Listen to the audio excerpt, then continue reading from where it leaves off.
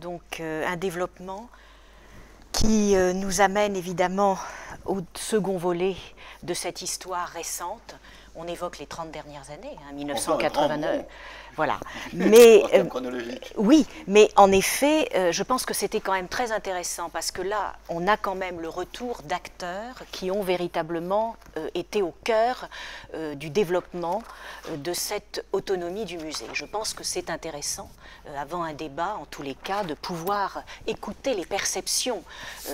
Gilles l'a dit, il n'y a pas forcément d'idéologie, mais en même temps, nous sommes dans des évolutions qui, avec le recul historique aujourd'hui, s'inscrivent dans des données de toute façon qui ont des caractéristiques bien propres. Alors, merci, cher Hervé, d'être parmi nous aujourd'hui pour conclure la matinée, mais avant le débat. Parce que ça, c'est vraiment très important. Je crois qu'on a là, autour de la table, en tous les cas, des personnalités qui attendent de pouvoir évoquer cela.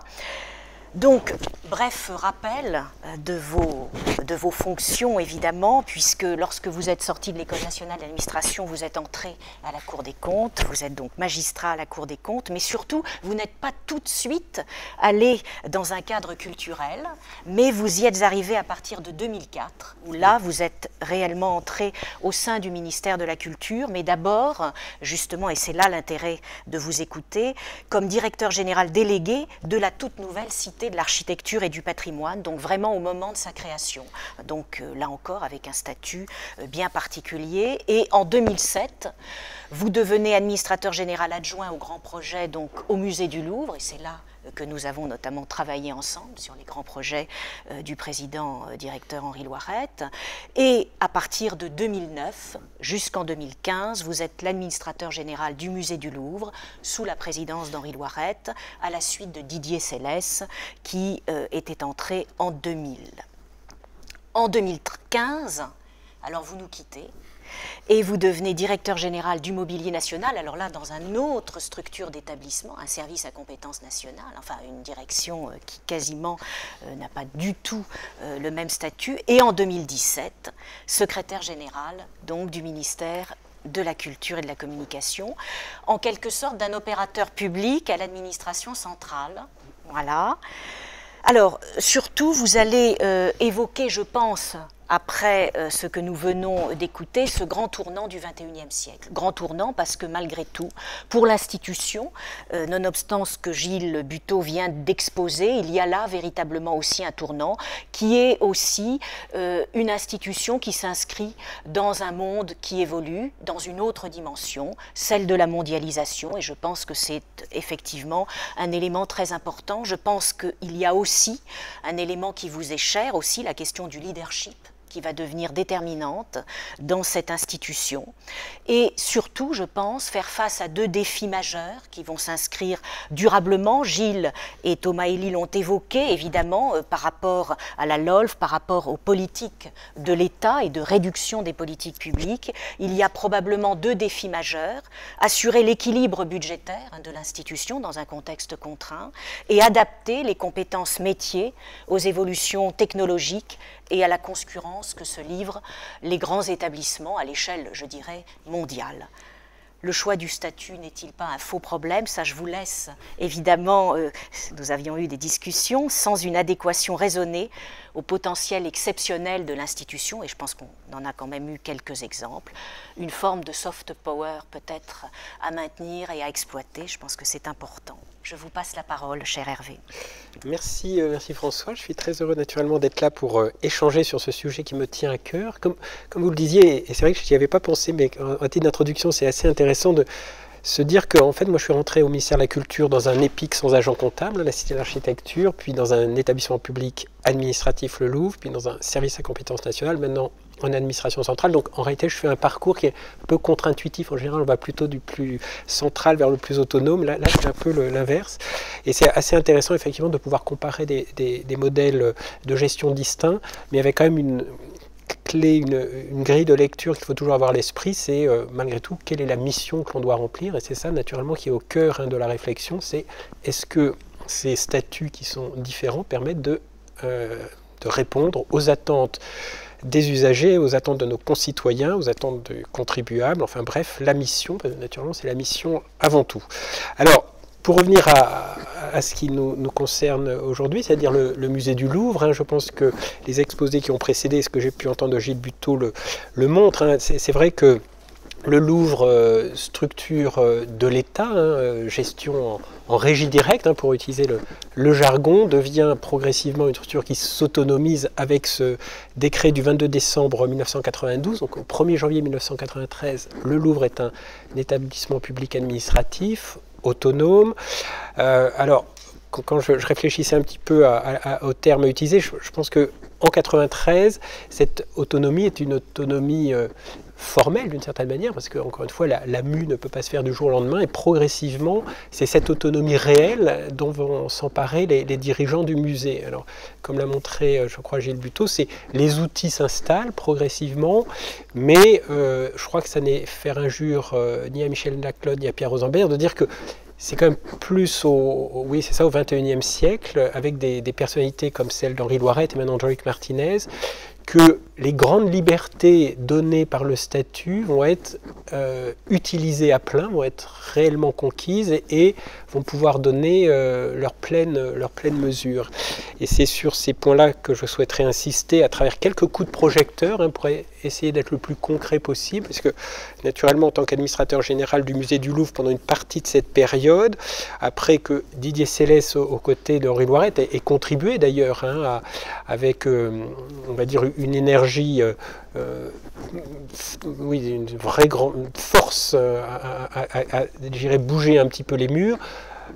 Pour ma part, si je vais qualifier un peu la période durant laquelle j'étais, qui était une période un peu plus de vache maigre, c'était plus une période de consolidation, et voilà. Donc, mais cela étant, on peut dire que le fil rouge des années 2000, c'est l'usage de l'ensemble des moyens qui sont permis par le statut, et sans doute au-delà d'ailleurs.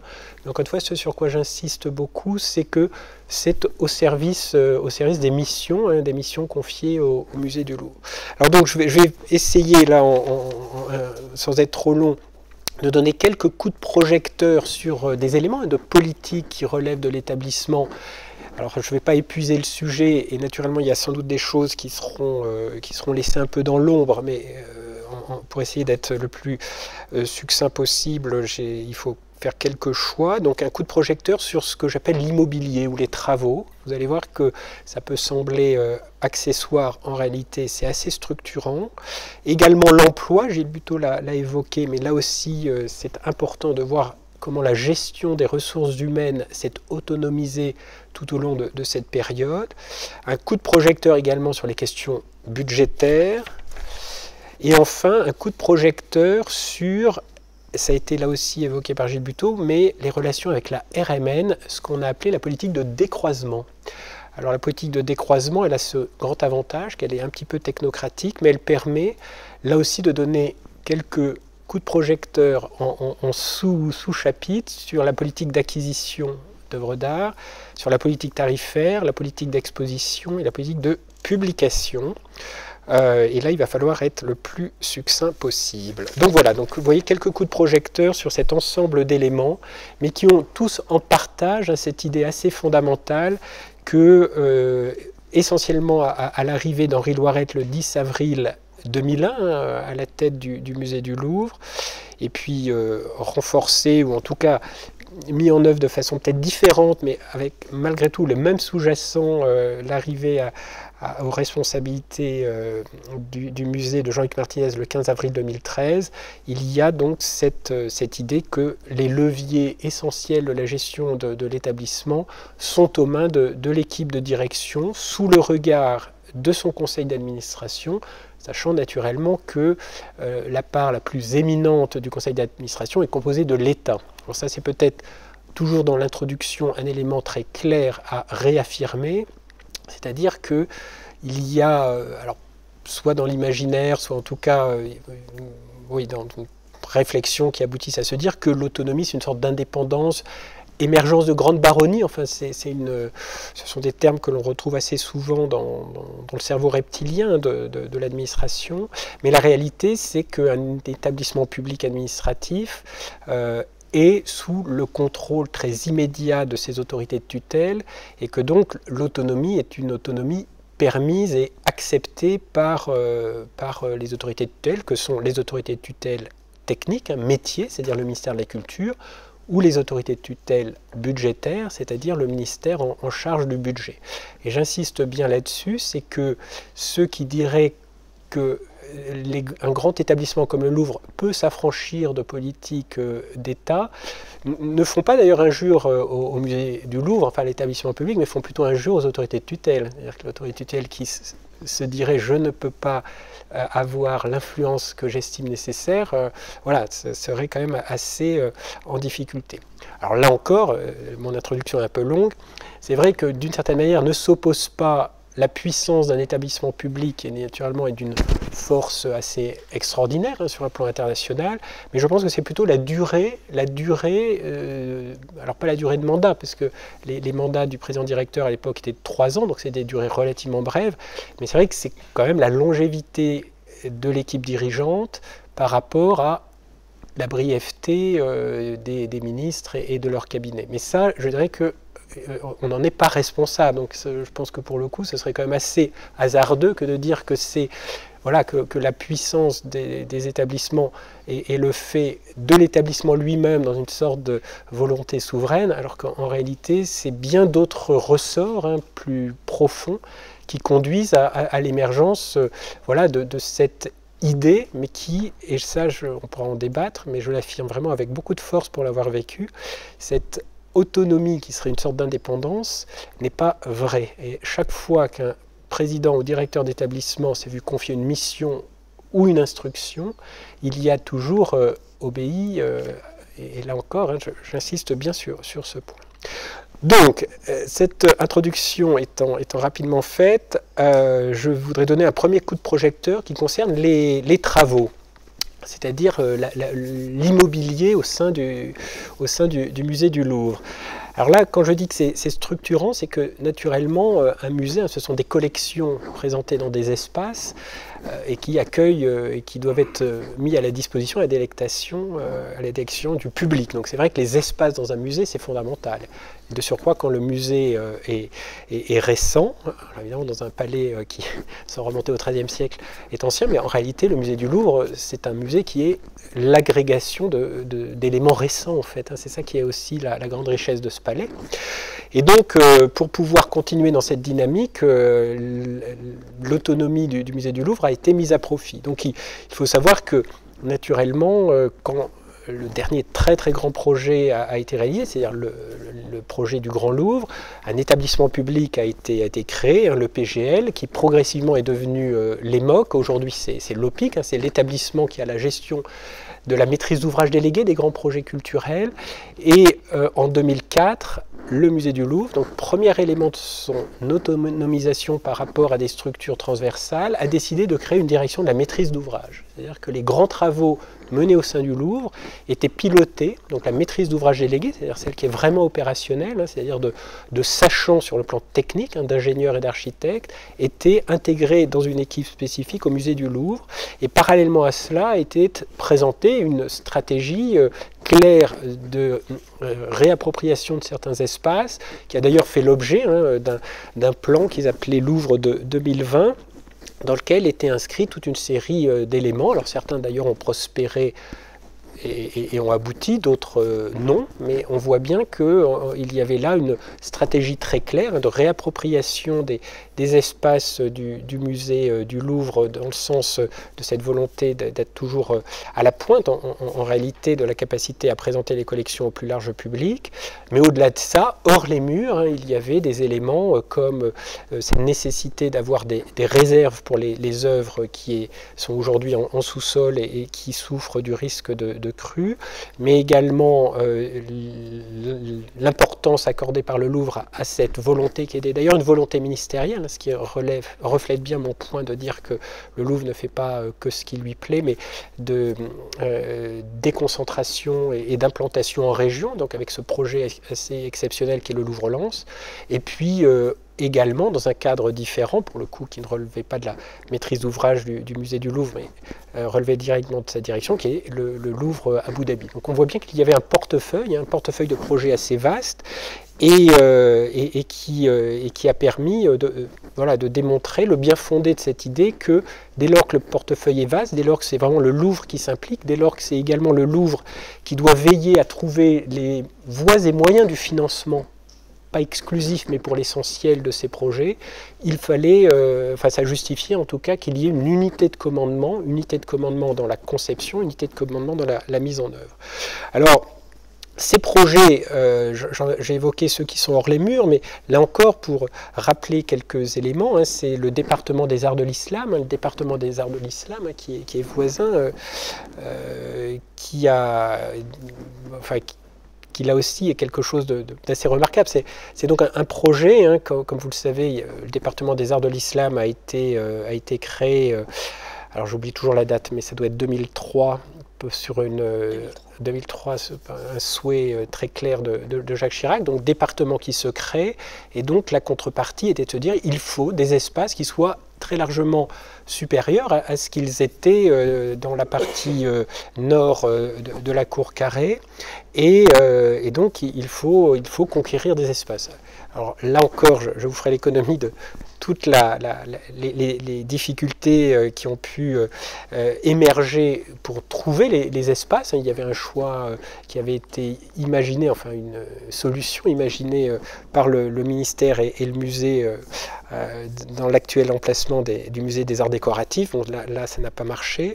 Et donc, un concours d'architecture a été lancé et il a été confié à deux architectes, Rudy Ricciotti et Marco Bellini, pour réaliser ce projet, essentiellement en infrastructure, Cour Visconti, et avec donc une dimension résolument contemporaine, je pense que tout le monde le connaît. Projet qui a coûté 103,5 millions d'euros, c'est quand même un projet considérable, et ce projet à 103 millions d'euros, peu ou prou, a conduit le Louvre à mobiliser environ 90 millions d'euros sur ressources propres. Donc on voit qu'un projet qui c'est à peu près 3500 mètres carrés d'espace muséographique, d'une complexité technique énorme, c'est parce que justement c'est ça qui est d'ailleurs assez remarquable, une sorte de simplicité du geste architectural aujourd'hui, mais en réalité, là encore pour toute une série de raisons historiques, mais c'est assez passionnant, le Louvre est mal fondé, le Louvre n'appuie pas sur la couche calcaire, le Louvre, c'est son poids qui le fait poser un peu comme un pavé sur la terre, mais en réalité quand on a mis ces espaces-là, il a fallu le fonder sur la couche calcaire, donc il a fallu injecter des poteaux de béton sous pression. Enfin, c'était un geste technique assez invraisemblable, mais qui a permis donc, de créer cela. Et donc tout ça pour la modique somme de 103 millions d'euros, dont à peu près 90 millions sur ressources propres. Et là, si j'insiste sur cet élément, c'est que, alors est-ce le statut? D'ailleurs ça peut se discuter, mais fondamentalement l'idée que le Louvre s'emparait du sujet vis-à-vis de ses tutelles disait nous allons le financer en quasi-totalité sur nos ressources propres en nous mobilisant, eh bien ça a permis effectivement de déployer une énergie et de déployer sans doute également des moyens de conviction que le statut de la régie directe aurait sans doute rendu un tout petit peu plus complexe, et puis beaucoup plus techniquement. Alors là je viens peut-être empiéter sur les questions budgétaires que j'évoquerai plus tard, mais c'est vrai que quand vous avez un mécène comme le prince Al-Walid ou le roi du Maroc qui fait un chèque de 17 millions d'euros, là encore, ça a l'air tout bête, mais il faut le mettre dans une caisse et il faut que cet argent soit disponible tout au long de la durée du projet, c'est-à-dire une durée d'à peu près 8 ans. Et donc là, on voit bien que techniquement, le statut qui fait qu'il y a une caisse dans laquelle le mécène est certain que l'argent va rester et ne pas s'inscrire dans un grand tout, qu'est le grand tout des finances publiques, c'est quelque chose de hautement rassurant. Voilà. Et donc c'est vrai que cet élément-là est un élément qui montre bien en quoi le statut et peut-être le rayonnement du musée, en fait l'ensemble contribue à mobiliser des moyens de manière assez exceptionnelle. Autre projet qui s'inscrivait durant cette période, c'est celui de la rénovation des salles destinées aux objets d'art du XVIIIe siècle, le projet d'immobilier XVIIIe. Donc là encore, d'une certaine manière, à l'origine, c'était un simple projet de rénovation. Voilà, on rénove des salles, ça va être simple. Alors là aussi, il y a un autre élément au Louvre qu'il faut avoir à l'esprit, c'est que rien n'est jamais simple. Parce que le musée, comme je le disais, est une agrégation à travers les âges d'éléments qui sont très, très complexes, qui sont en fait mal connus d'une certaine manière. Et là, on réinvestissait des espaces dessinés par Levaux, donc des espaces 17e en réalité, et donc les volumes du 17e ne sont pas les volumes du 18e, donc il fallait un geste architectural et technique qui permettent d'adapter en fait un programme à des volumes qui n'étaient pas de manière intuitive totalement adaptés, et donc ça a été hautement compliqué. Donc ce projet, qui était un projet de simple rénovation pour à peu près 1800 mètres carrés d'espace muséographique, a quand même coûté la modique somme de 25 millions d'euros, ce qui est quand même assez exceptionnellement élevé, et c'est-à-dire que d'une certaine manière, c'est presque déraisonnable d'imaginer ces moyens consacrés à 1800 mètres carrés muséographiques. Cela étant, c'est le prix. Parce que là encore, j'insiste beaucoup, ça n'est pas trop cher, c'est le prix, parce que le Louvre est compliqué, parce que chaque fois que vous touchez un fil électrique, vous vous rendez compte qu'il y a à peu près toute l'histoire du fil électrique derrière. Donc 25 millions. Les 25 millions, ils ont été obtenus entièrement. Autant les arts de l'islam, c'était essentiellement, là je dis entièrement, sur ressources propres. C'est vraiment des programmes de mécénat qui ont été permis par la mobilisation de partenariats aux États-Unis avec le High Museum d'Atlanta, par un cercle particulier qui s'appelle le cercle Crescent, par la mobilisation des Amis du Louvre. Là encore, les Amis du Louvre n'étaient pas nécessairement destinés à financer des aménagements muséographiques, mais ils ont été convaincus par un effort très particulier de contribuer à cela, et puis tout un ensemble de mécènes qui ont participé à cet effort. Donc le mobilier du 18e, c'est quelque chose d'assez remarquable, parce que ça, là encore, en termes d'exposition muséographique, le constat même de période room n'était pas totalement évident pour, voilà, dans le cadre de la présentation muséographique d'objets d'art et de mobilier. Et en l'espèce, c'est quelque chose quand même qui est assez remarquable et aujourd'hui montre bien que ces œuvres, finalement, c'est vrai que le mobilier ou les objets d'art ne sont pas nécessairement les collections les plus appréciées du grand public, et c'est vrai que cette présentation-là permet quand même de redonner, voilà, de remettre en gloire ces œuvres qui sont d'un prestige inouï, ça c'est vraiment important. Troisième projet, alors j'essaye de ne pas être trop long, c'est le projet du Louvre-Lens. Là on sort hors les murs, et en sortant hors les murs, là de la même manière, je le disais tout à l'heure mais je le répète, c'est le ministre Jean-Jacques Aillagon qui a souhaité que les grands établissements nationaux puissent contribuer finalement au rayonnement sur l'ensemble du territoire, voilà, de leur caractère national. C'est des établissements publics nationaux, des collections nationales. Donc c'est le Centre Pompidou qui a d'abord montré l'exemple à Metz, et puis le Louvre à Lens.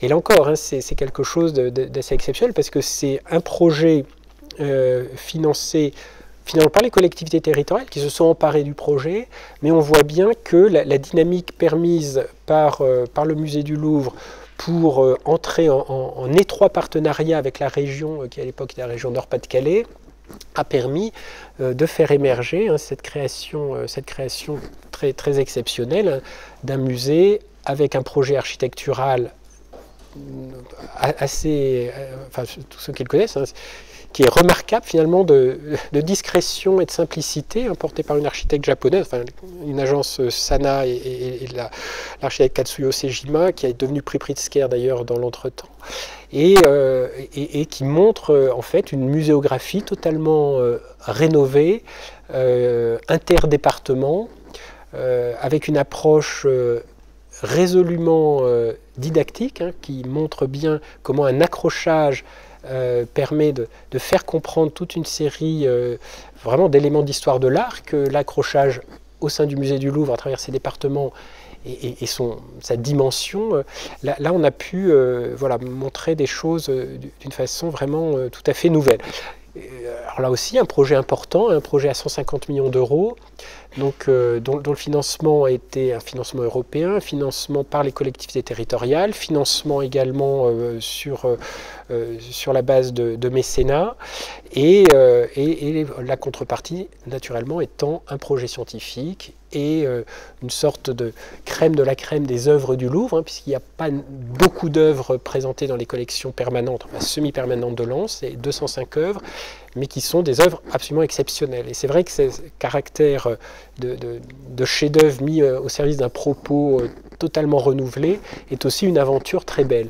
Alors vous me direz, est-ce que c'est aussi le statut qui a permis cette aventure ? Je ne serais pas aussi catégorique que cela, mais je crois et je suis assez persuadé que c'est vraiment cette capacité du Louvre à s'emparer du sujet, à mettre des moyens, à mobiliser des équipes, à recruter, puisqu'il a fallu recruter des équipes alors à la fois sur le plan de la conception scientifique, mais également sur l'accompagnement de la maîtrise d'ouvrage, qui était une maîtrise d'ouvrage pour le coup région, mais avec des équipes en interne Louvre. Et c'est vrai que cette capacité à mobiliser sur un projet des équipes reflète cette capacité de l'institution à faire des choix, à recruter et à mener à bien des projets sans être soumis aux fluctuations qui peuvent intervenir, surtout durant cette période qui n'était pas une période totalement simple sur le plan des finances publiques. Voilà, et sur cet élément toujours de l'immobilier, j'avais d'autres exemples à donner, mais vraiment ça nous mènerait trop loin. Mais il y a également deux points sur lesquels je souhaiterais insister, c'est le rattachement de structures au musée du Louvre, permis justement par le fait que, comme il s'empare de toute une série de dimensions de sa gestion, justifie finalement un rattachement soit sur un plan scientifique et culturel, soit sur un plan plus géographique. Alors c'est le Jardin des Tuileries, par exemple. Le Jardin des Tuileries dépendait du Centre des Monuments Nationaux. Et alors là aussi, ça peut sembler du détail, mais le Jardin des Tuileries, en gros, était ouvert de 9h à 18h et encore, avec des équipes très démobilisées. C'était même vraiment une difficulté en termes de RH, des équipes, parce qu'un jardin, c'est surtout un jardin aussi architecturé, le Jardin des Tuileries, c'est un objet assez remarquable. Et donc, en 2005, il a été rattaché au musée du Louvre. Donc, et dès lors que ces équipes, qui étaient des équipes, on va dire, un petit peu laissées à l'abandon du fait de la distance géographique. Elles ont été réinsérées dans une dynamique plus large d'un établissement public de 2000 personnes, donc avec de véritables perspectives de carrière, des équipements qui n'avaient plus rien à voir, enfin, des choses toutes bêtes. C'est donner des vélos aux gardiens du Jardin des Tuileries. Moi, je peux vous dire que ça change tout en matière de capacité d'intervention et même de dynamique d'équipe. Et donc le Jardin des Tuileries, aujourd'hui, il est ouvert du lever du jour jusqu'à la tombée de la nuit. Il y a une gestion beaucoup plus dynamique à bien des égards, d'ailleurs qui est critiquée sur le plan d'ailleurs de l'exploitation de certains espaces à des fins commerciales. Mais enfin, fondamentalement, c'est un jardin qui, en termes d'entretien, de qualité d'usage par le public, a été aussi assez révolutionné par son intégration au sein du musée du Louvre. Pour le musée de la Croix, c'est la même chose. Le musée de la Croix, musée associatif de petite dimension, qui devait, quand il a été rattaché au Louvre, accueillir à peu près 18 à 19 000 visiteurs par an, et qui surtout, en termes d'accessibilité et de sécurité, était hors de toutes les normes. Donc en gros, c'est un musée qui avait un vrai problème existentiel, c'est-à-dire que si le bureau prévention de la préfecture de police avait été un peu sévère, il aurait été fermé assez rapidement. Et c'est vrai que l'intervention du Louvre a permis de faire pas mal de choses, de racheter un petit studio au rez-de-chaussée, d'installer un ascenseur, etc. Enfin, toutes choses qui font que ce musée aujourd'hui est aux normes et que l'année dernière, me disait sa directrice Dominique de Fourriot, il a dû accueillir quelque chose comme 70 000 visiteurs, ce qui, là encore, peut sembler pas énorme, mais à la taille de ce musée est quand même très, très remarquable. Et donc c'est vrai que je parle d'éléments techniques, mais c'est vrai aussi que mettre une conservatrice générale comme Dominique de Fourreau à la tête de cette institution ne va pas de soi. Et c'est vrai là aussi qu'on voit que voilà, la mobilisation du Louvre sur ce type de sujet permet évidemment voilà, de redonner des dynamiques à des établissements de plus petite dimension, surtout que là, pour le coup, l'axe scientifique et culturel est assez évident entre le musée de la Croix et le musée du Louvre. Voilà, donc ça c'est le premier coup de projecteur, mais c'est des coups de projecteur qui durent beaucoup plus longtemps que ce que j'avais prévu en préparant cette intervention. Je vais essayer d'être beaucoup plus bref sur mes autres coups de projecteur. Donc le deuxième, ça concerne l'emploi. Alors Gilles Buteau l'a dit tout à l'heure, c'est vrai que l'emploi, alors il faut voir dans les années, fin des années 80, le Louvre c'était à peu près 1000 agents employés, ce qui n'est pas peu d'ailleurs au demeurant. Alors 1000 agents qui devaient accueillir, alors là encore, prenez les chiffres avec un peu de précaution, mais de l'ordre de 2 300 000 visiteurs, vous voyez, en 89-90, c'était à peu près ça la dimension. Aujourd'hui, avec 2350 personnes physiques et... alors, quand je suis parti du Louvre, c'était 1957 ETPT. Un peu technique, mais voilà, ça permet d'avoir, disons, 2000. On est passé de 1000 à 2000 et on est passé de 2,5 millions à peu près de visiteurs accueillis. Aujourd'hui, on doit être à 8 millions avec une bosse qui a tangenté les 10 millions avant notamment les attentats qui ont réduit assez radicalement le nombre de visiteurs. Mais enfin, ça n'empêche qu'on est vraiment dans une autre dimension en termes d'accueil du public. Et là encore, quand j'arrive à ce qu'est la mission du musée, notamment, c'est accueillir du public. C'est ça quand même notre... voilà l'ADN, le cœur. Un musée, là aussi, j'aurais dû démarrer par là, mais ce sont des collections qu'il faut conserver, qu'il faut enrichir, qu'il faut étudier, mais c'est aussi un public qu'il faut accueillir. Ces collections, elles sont au service de ce public, et donc, d'une certaine manière, on voit bien que cette évolution très importante est quand même quelque chose qui montre de manière très forte que l'institution doit s'adapter à cette réalité d'un public beaucoup plus large, un public différent. Donc bref, il a fallu tout au long de ces années accompagner cette progression de l'emploi, et on sait que dans le secteur public, l'emploi il souffre de toute une série de choses, mais notamment le fait que pour recruter, c'est pas simple, parce que en fait, dès lors que vous êtes dans des grands ensembles, il y a toute une série de séquences qui font qu'il faut répartir les effectifs au mieux, qu'il y a des échéances incontournables, que sont les CAP, c'est-à-dire les moments où les mutations d'agents sont acceptées dans un cadre paritaire au sein du ministère. Donc les agents, il faut les recruter, il faut les payer. Il faut accessoirement les sanctionner, mais ça, j'espère, heureusement, ça n'arrive pas très souvent. Et en fait, en 2003, donc, il y a eu une délégation de gestion qui a permis de donner à un établissement, le musée du Louvre, et tout de suite après à la BNF, cette capacité de recruter, de payer, et également, d'ailleurs, de sanctionner pour les sanctions de niveau 1.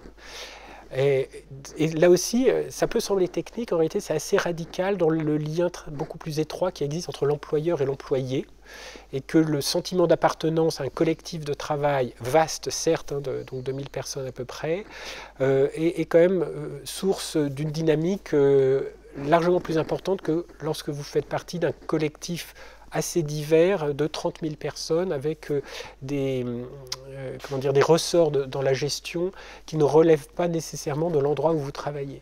Et ces ressorts dans la gestion, c'est effectivement le recrutement, mais c'est non seulement la rémunération, mais c'est aussi des capacités d'incitation, de rémunérer sur des heures supplémentaires, sur des heures mécénat également. C'est-à-dire que quand il y a une opération de mécénat, les agents du musée peuvent être mobilisés sur la base du volontariat, avec une rémunération accrue.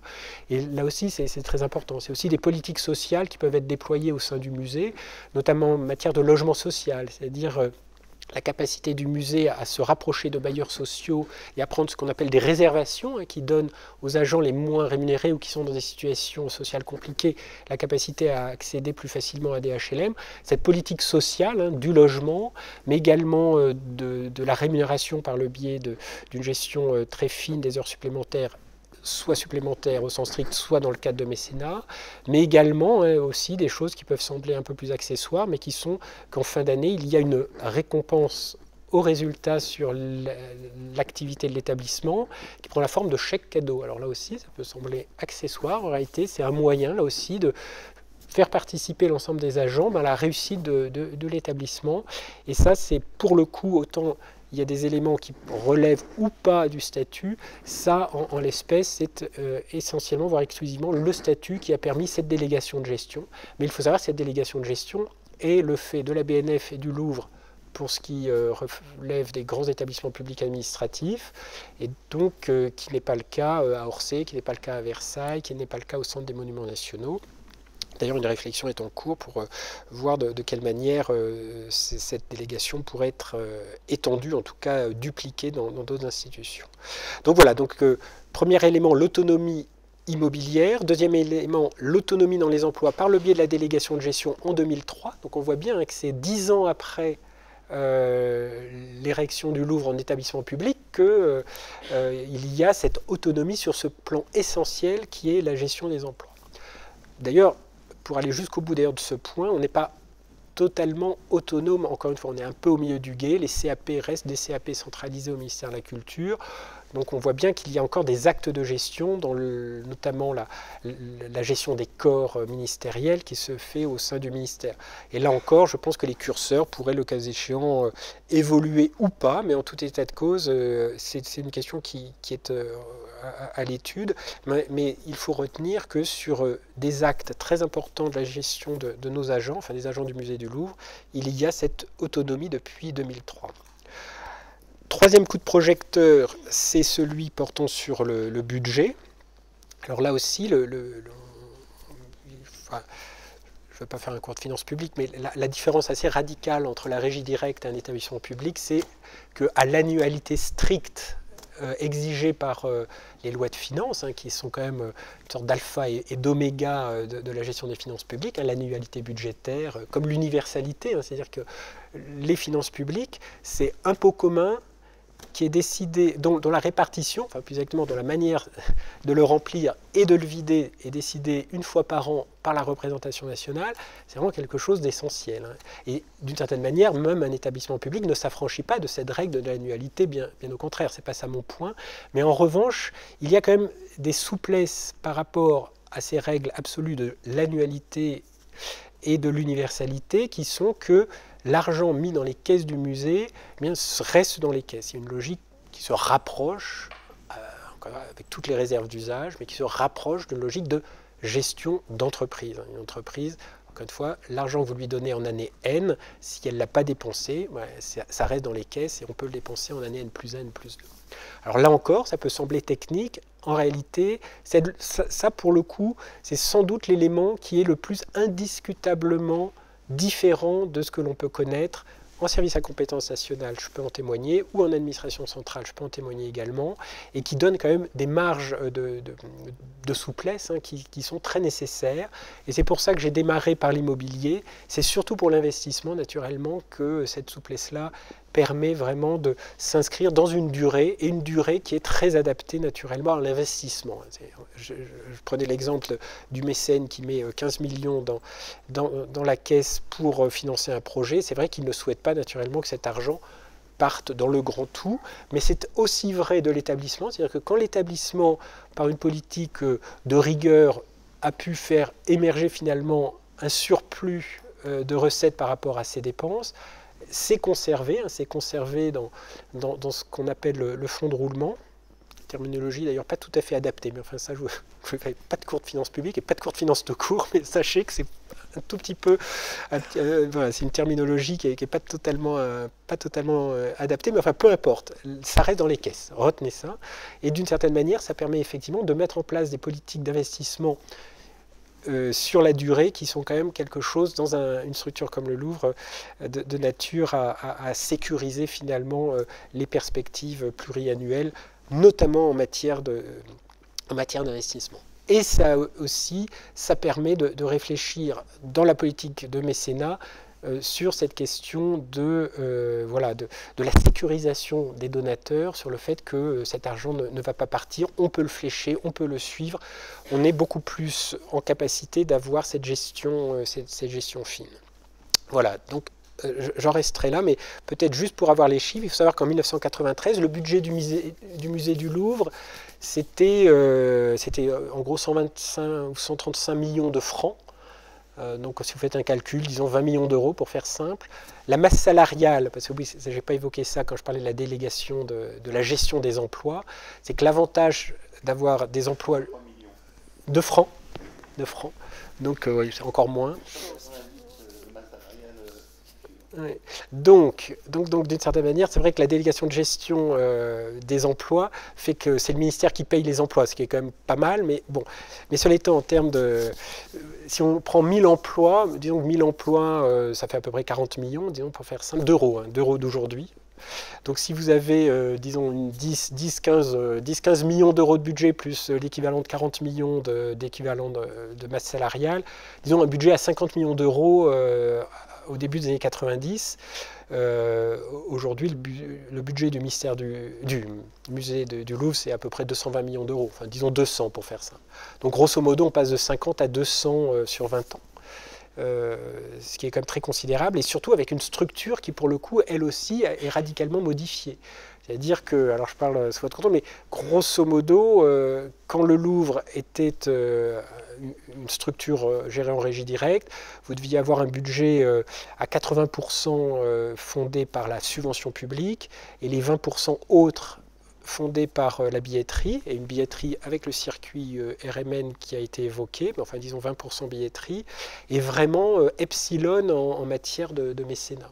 Sauf quelques projets un peu emblématiques qui ont émergé, mais... 29% d'autofinancement en 1993,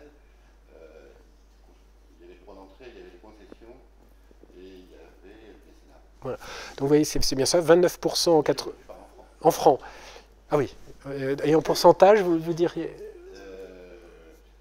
fait, ressources propres, 100 millions à peu près, et budget 450. Oui. Donc, oui, ça fait du même pas 10% de ressources propres. 29 millions sur 450. Ouais, enfin, disons 7-8%, c'est encore moins. Donc, peu de ressources propres, pour faire simple, dans les fins des années 80.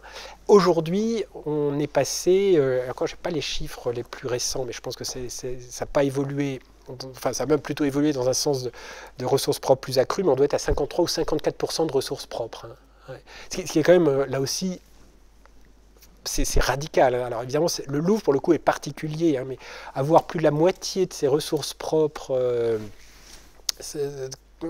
moitié de son budget fondé sur ressources propres, c'est tout à fait exceptionnel. Et là, je parle finalement du budget de fonctionnement pour l'essentiel, mais c'est vrai qu'il y a des moments, lorsqu'il y avait beaucoup de dépenses d'investissement, hein, il y a un moment, vous aviez du Louvre-Lens, vous aviez du Mobier 18e, mais vous pouviez avoir certaines années jusqu'à 30-40 millions d'euros de ressources liées à des gros chèques faits par des mécènes pour financer ces projets. Alors évidemment, il faut mettre en adéquation tout cela, mais fondamentalement, il faut retenir que cette dynamique budgétaire, hein, où les ressources propres maintenant sont majoritaires, là aussi, encore une fois, qu'est-ce qui est cause, qu'est-ce qui est conséquence, on peut en discuter, mais fondamentalement, le statut du musée du Louvre, son autonomie et surtout le fait que les équipes dirigeantes se soient pleinement emparées a permis cette dynamique-là. Et ça, c'est quelque chose dans le monde muséal français d'unique. Encore une fois, quand vous allez aux États-Unis, ils trouvent que c'est un petit peu, c'est un peu plus discutable, mais fondamentalement, en France, en tout cas, c'est assez unique. Et ça permet effectivement de mettre en œuvre un ensemble de politiques qui sont là encore, et ça j'insiste beaucoup là-dessus, au service de la mission. Voilà, donc troisième coup de projecteur, c'était sur le budget. J'en arrive à mon quatrième coup de projecteur, qui est celui sur le décroisement avec la réunion des musées nationaux. Plutôt, on a parlé tout à l'heure, mais j'insiste là-dessus pour dire que ce décroisement, alors a été progressif naturellement, mais on peut dire que ça n'est pas allé de soi, et le début des années 2000 a été le moment où le Louvre s'est emparé de toute une série de leviers qui étaient entre les mains de cette structure mutualisée qui était la réunion des musées nationaux. Alors là aussi, on peut enfin, le bien fondé de ce décroisement, on peut en discuter longtemps. Alors, je vais juste vous raconter une anecdote c'est quand je suis arrivé moi au musée du Louvre, donc je suis arrivé administrateur général adjoint, et donc l'administrateur général, Didier Célès, a été vraiment celui qui a porté avec on va dire, une force, et c'est un euphémisme, cette idée du décroisement. Et alors, évidemment, la critique qui était faite à cette politique de décroisement de la RMN, c'était que la RMN est un outil de mutualisation et d'une certaine manière, c'est les gros qui payent pour les petits. Donc on se dit, ça c'est assez équitable, c'est assez juste. Donc c'est vrai que cette politique de décroisement est-elle justifiée? Je me souviens toujours d'Inès qui me dit, nous au Louvre dans les années 2000, en gros, la voiture du président, c'était une voiture qui avait 15 ans d'âge, enfin, bref, on ne savait plus où trouver, enfin, bref, ça n'allait pas. Et il va à la RMN et où on explique que déjà il voit une flotte de voitures rutilantes et des gens qui recrutaient, genre son équivalent, son homologue avait 3 secrétaires, enfin, il disait mais comment vous faites pour vivre sur un si grand train? Et son homologue lui dit, nous, on engendre beaucoup de ressources propres. Alors il dit, mais c'est pas tout à fait ça. C'est nous qui engendrons les ressources propres que vous récupérez, et donc pour vivre grand train. Donc bref, cette anecdote pour montrer qu'il y avait quand même un tout petit peu de perte en ligne dans ce mécanisme de la mutualisation, et que donc le Louvre a estimé que avant de rentrer dans cette logique de mutualisation qui pouvait prendre d'autres biais, d'ailleurs je reviendrai là-dessus, il fallait quand même que les efforts faits par l'institution au service de ces politiques puissent quand même porter leurs fruits. Et donc, c'est là où il s'est dit d'abord, c'est vrai qu'on parle de ressources propres, on parle de ressources de mécénat, mais c'est aussi la politique tarifaire. La politique tarifaire, certes, elle contribue au financement de l'institution, mais c'est aussi un volet très important d'une politique culturelle, une politique d'accueil des publics. Donc il faut qu'on puisse la maîtriser. C'est un levier clair, à la fois budgétaire, mais également culturel, et donc il faut qu'on le maîtrise. Donc la politique tarifaire, ça a conduit à ce que la billetterie soit entièrement prise en charge par le musée du Louvre, avec des agents d'ailleurs issus pour partie de la RMN, soit dit en passant, mais fondamentalement la politique tarifaire, ça a été un des premiers éléments du décroisement avec la RMN. Le deuxième élément du décroisement, c'est la politique d'acquisition, avec d'ailleurs un engagement pris par le musée du Louvre que 20% des recettes de billetterie soient utilisées à l'enrichissement des collections. Alors je reviendrai sur cette question des acquisitions parce qu'elle est assez essentielle d'une certaine manière. Également la politique d'exposition. Là aussi, la politique d'exposition était une politique centralisée, et d'ailleurs avec cette justification que les espaces d'exposition au musée du Louvre sont relativement contraints parce qu'il y avait cette idée que les grandes expositions se font au Grand Palais.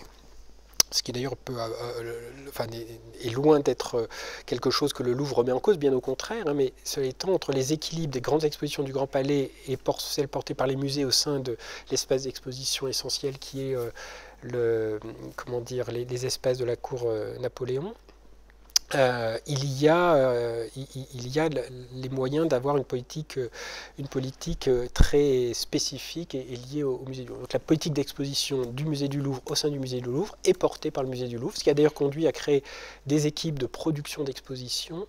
Et là encore, avec la capacité du musée du Louvre, je vous renvoie d'ailleurs à cet excellent ouvrage où les grandes expositions sont présentées par le menu. Moi, je vous les présenterai par un biais un tout petit peu plus prosaïque, voire presque...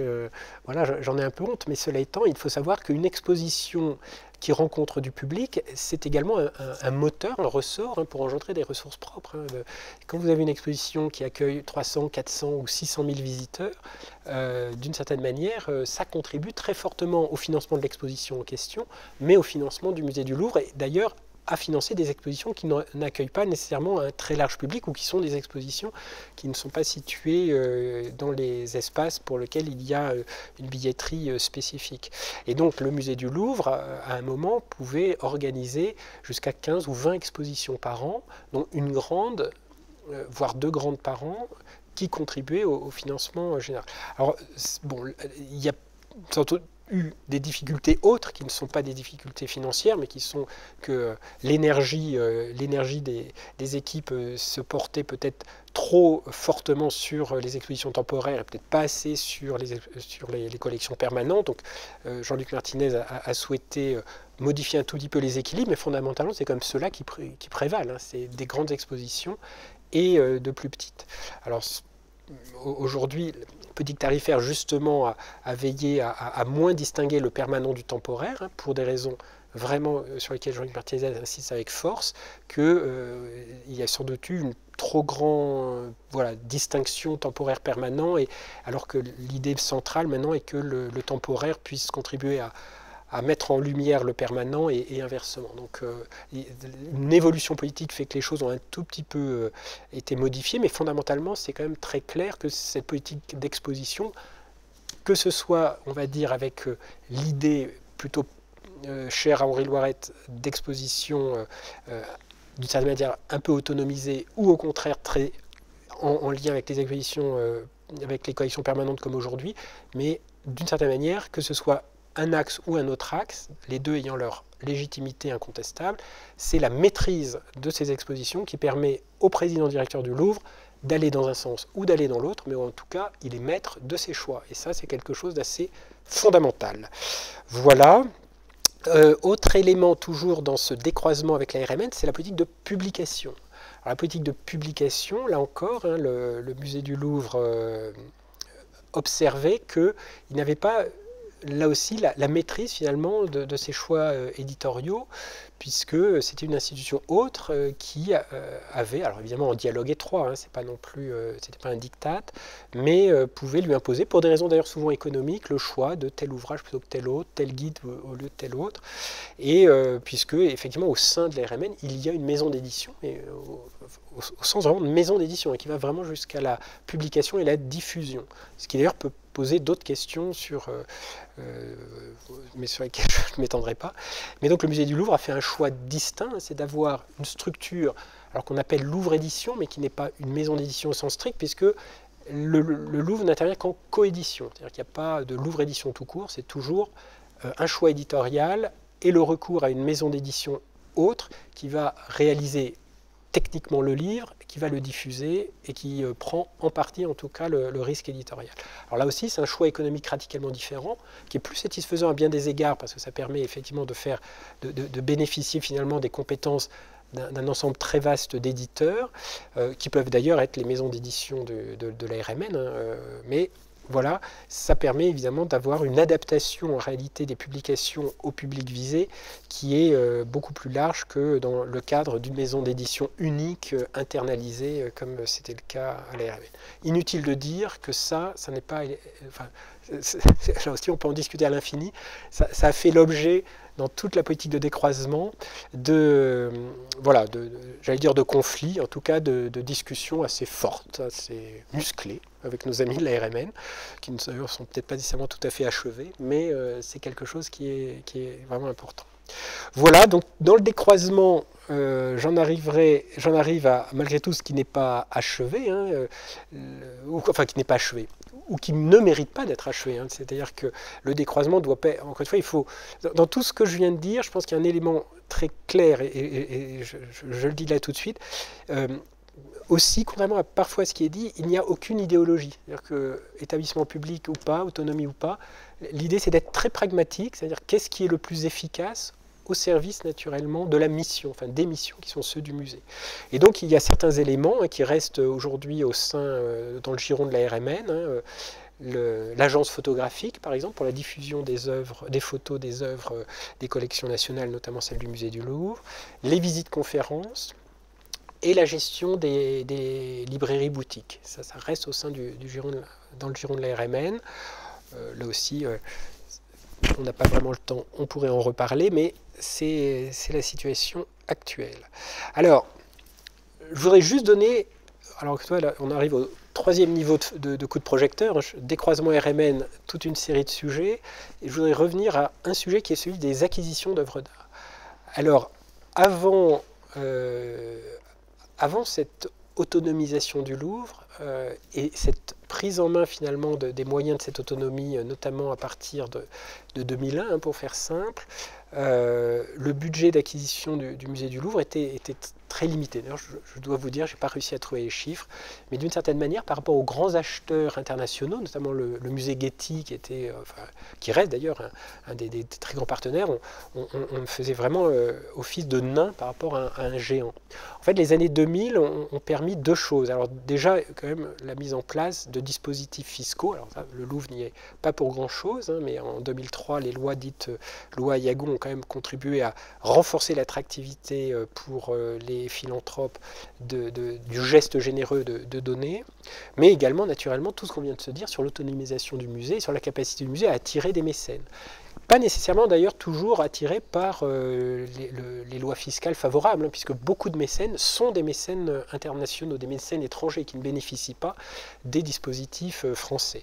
Et donc, là, pour le coup, j'ai trouvé les chiffres. Alors d'ailleurs, je les ai trouvés dans cet ouvrage. Donc, vous pourrez vérifier que dans la période 2004-2014, il y a eu, donc 10 ans, 1626 œuvres d'art achetées pour un montant de 266 millions d'euros.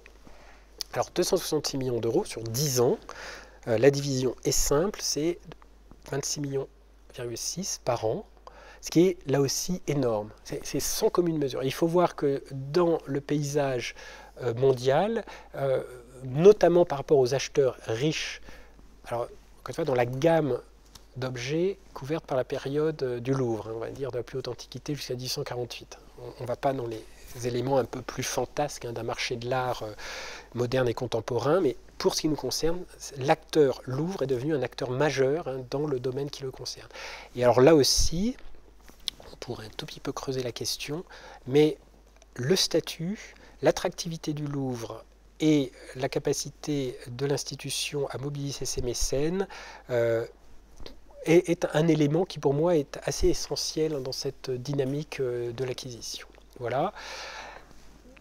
D'ailleurs, j'en arrive, je ne l'avais pas marqué, mais c'est vrai que c'est tout d'un coup une idée qui est importante. C'est toujours dans ces outils hein, que le musée a mis en place. Il y en a un qui est assez notable, qui là aussi est permis par la personnalité morale donnée au Louvre, c'est le fonds de dotation. Alors le fonds de dotation, c'est l'idée suivante, c'est que si un jour un mécène donne beaucoup d'argent, plutôt que d'utiliser l'argent tout de suite, même en le mettant dans le fameux fonds de roulement que j'évoquais, on le met dans une tirelire dans laquelle il est totalement identifié, donc qu'on appelle le fonds de dotation, et cette tirelire va se doter d'une petite équipe, enfin la petite équipe elle est tellement petite que c'est une personne, qui va gérer l'argent pour que cet argent produise des intérêts, et d'une certaine manière qu'on utilise les intérêts et pas le capital. Et donc cette idée-là, c'est une idée, on va dire, de l'éternité du mécène. C'est-à-dire, si je mets 100 millions aujourd'hui, alors d'ailleurs, la qualité de gestion des équipes, de l'équipe, de celui est assez remarquable. D'ailleurs, je dois dire qu'il m'épate. Si j'avais 100 millions, d'ailleurs, je l'ai lui confieré parce qu'il réussit à faire du 5 ou 6% par an en ce moment, en dépit de marchés financiers qui sont quand même assez compliqués. C'est assez surprenant. Donc, ça veut comme dire que cette tirelire, qui a été abondée d'ailleurs non pas par un mécène, mais par le premier versement du projet Louvre Abu Dhabi, c'est-à-dire premier versement, c'était 150 millions, 120 millions ont été versés au fonds de dotation. Aujourd'hui, justement, l'attractivité de ce fonds de dotation par la qualité de gestion, et d'autre part, par le fait que les mécènes n'aiment pas ouvrir les voies, ils n'aiment pas être pionniers, donc le fait qu'on puisse dire à nos mécènes, il y a déjà 120 millions, a permis d'attirer Louis Vuitton, enfin toute une série de mécènes, et donc aujourd'hui, le fonds de dotation du musée du Louvre, d'une part par les produits financiers et d'autre part par les mécènes supplémentaires, il doit être, enfin surtout qu'il y a eu un versement complémentaire avec l'ouverture de Louvre Abu Dhabi, mais il doit être à 220 ou 250 millions d'euros dans ces eaux. Ce qui en fait un fonds de dotation important. Donc là aussi, c'est l'autonomie du Louvre qui a permis de créer ce moyen de fonctionnement nouveau et qui contribue là encore au développement de l'institution. Voilà, je conclurai juste en réaffirmant, hein, et ça je pense que c'est très important parce que en tant qu'administrateur général, mon propos était quand même assez gestionnaire, c'est le moins qu'on puisse dire. Donc j'ai parlé argent, j'ai parlé technique, j'ai parlé bâtiment, mais j'insiste, comme je l'ai dit en introduction, tout ça c'est au service de la mission, hein, la mission du musée, hein, je le rappelle, hein, les collections, les connaître, les enrichir, les conserver, L'enrichissement des collections par les 266 millions sur la période 2004-2014, je l'ai évoqué. Les connaître, le centre vivant de nom, je pense qu'on ne serait pas établissement public et mettre, est-ce qu'il existerait? Je n'en suis pas sûr. Et sur les capacités de conservation, la possibilité, même si d'aucuns estiment que ce n'est pas le lieu le plus adapté, cela étant, il faut absolument mettre les collections nationales qui souffrent du risque de crue ailleurs que dans nos caves. Donc le centre de conservation de Liévin, c'est quand même une solution que permet la mobilisation de pas mal de moyens financiers et là encore lié à cette gestion autonome de l'établissement. Donc je parle de collection, c'est aussi accueillir du public. Le public, d'une certaine manière, l'extension des salles, le projet pyramide, tous ces éléments qui contribuent quand même à pouvoir accueillir, même s'il y a moins de visiteurs que ce que l'on avait mis dans nos perspectives. C'est-à-dire quand le projet pyramide s'est créé, on pensait à un musée qui devrait accueillir 12 millions de visiteurs. Encore une fois, le creux de 2017 fait qu'on est passé plutôt de 9,7 à 8. Mais enfin, cela étant, les perspectives font et restent valables, même si elles ont pris un peu de retard, sur une capacité du musée à accueillir des visiteurs. Encore une fois, c'est pour ça qu'il existe, et les collections sont nationales, mais le public est mondial, c'est un acteur mondial, et ça c'est vraiment important. Puis le troisième élément aussi d'un musée comme le Louvre, c'est celui du rayonnement, un rayonnement d'un modèle français, un rayonnement de la culture française. Le Louvre à Abu Dhabi en est un exemple, enfin toutes les expositions qui sont faites à travers le monde et les expertises qui sont demandées par toute une série de partenaires montrent bien que le musée du Louvre, alors encore une fois maintenant que je n'y suis plus, je le dis avec encore plus de liberté, mais c'est quand même une institution, je pense que ce n'est pas un scoop de dire ça, totalement extraordinaire. Totalement extraordinaire. Elle est unique. Encore une fois, c'est vrai que parfois en France, on a un peu, pas honte, mais on se dit oui, mais là on est quand même pour parler en bon français, top of the league. Quand moi j'étais au Louvre et qu'on était dans le monde, c'est très surprenant d'être les premiers, vraiment les premiers.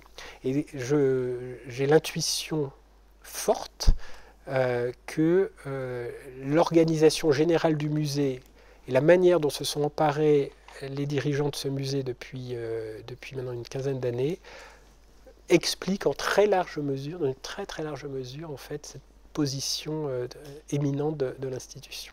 Voilà, merci. Merci beaucoup Hervé, c'est vraiment, je pense, un échantillonnage extrêmement large, puisque vous avez bouclé la boucle, puisqu'on a commencé par définir quelles étaient ses missions, conserver, restaurer, accueillir, gérer, etc. Et donc vous les avez reprises en conclusion, c'est parfait. Alors peut-être là un petit temps de questions, je pense, qui me paraît bienvenu, parce que vous avez évoqué évidemment des enjeux capitaux. Je pense un enjeu important puisqu'on en parle beaucoup, mais c'est vrai qu'on voit bien que dans cette évolution où l'excellence du musée se porte à travers les agents qui le constituent, à travers le statut, à travers son leadership également. Donc ça, c'est quand même quelque chose qui aussi porte une forme de pression sous-jacente, je pense, qu'il faut savoir tenir et maintenir.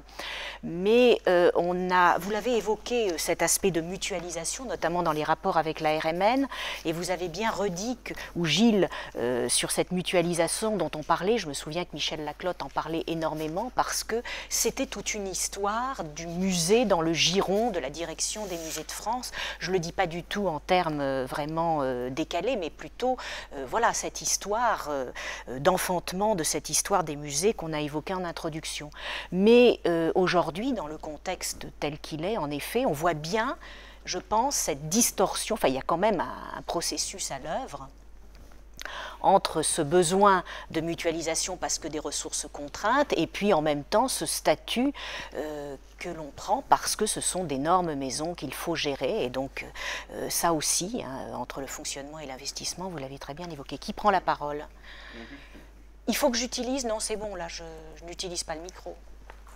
Vas-y. Juste sur ce que tu viens d'évoquer sur la mutualisation, au moment du basculement, en fait il y avait, pour permettre ce basculement, compte tenu de l'importance des blocages qui existaient sur le plan politique, il y a eu deux éléments principaux en fait. Il y en a un qui était favorable, qui était le maintien d'un conservateur à la tête de l'établissement. Ça c'était rédhibitoire, y compris pour Michel Laclotte. Et il y avait deux autres éléments, entre guillemets, venus du passé, qui étaient maintenus. Un qui nous a été, je dirais, obligé, qui était l'histoire des 45%, alors que ça ne paraissait absolument pas souhaitable. Et ça ne correspondait pas, encore une fois, à la totalité du niveau des acquisitions. Donc on continuait à alimenter le fonctionnement de la RMN. Mais ça, bon, on était dans une situation où, de toute façon, à partir du moment où on mettait le pas dans l'établissement public administratif, on gagnait, d'un certain point de vue, l'essentiel. Ensuite, l'avenir pouvait se dérouler. Et le deuxième élément, c'est sur les aspects de mutualisation. C'était là aussi un compromis, plus ou moins, qui a été battu en brèche par la suite, qui était d'obliger par convention l'établissement public à négocier avec la RMN la politique d'édition, la politique d'exposition et les visites conférences qui étaient encore des personnels, puisqu'ils avaient été intégrés à la RMN, des personnels RMN, alors qu'auparavant il y avait un distinguo qui était que c'était le personnel DMF qui faisait les visites conférences gratuites pour les scolaires et les personnels RMN pour les visites conférences payantes. Mais donc ces conventions ont brinque-ballé, si j'ose dire, puisque de toute façon, et elles étaient fondées principalement sur une priorité de la RMN, c'est-à-dire qu'on voulait éditer quelque chose, la RMN disait non, à ce moment-là on avait le droit de coéditer. Mais il y avait quand même toujours ce verrou. Donc c'était une mutualisation, une demi-mutualisation. On était dans un processus, c'est tout. Et ensuite, il a évolué comme il a évolué.